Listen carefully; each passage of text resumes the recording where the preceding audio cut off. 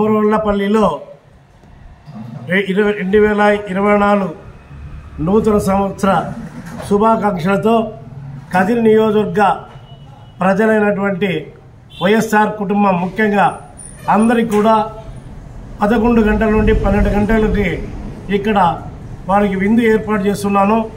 దయవుంచి వైఎస్ఆర్ కుటుంబ సభ్యులే కాకుండా బత్తల కుటుంబ అభిమానులందరూ కూడా రేపు 11 గంటలకి మా ఇంటికి వచ్చి మా యొక్క శుభాకాంక్షలు మీకు ఆత్మీయ కలయికతో మా యొక్క 2024 శుభాకాంక్షలు తీసుకోవాలని కోరుకుంటూ సెలవు తీసుకుంటున్నాను.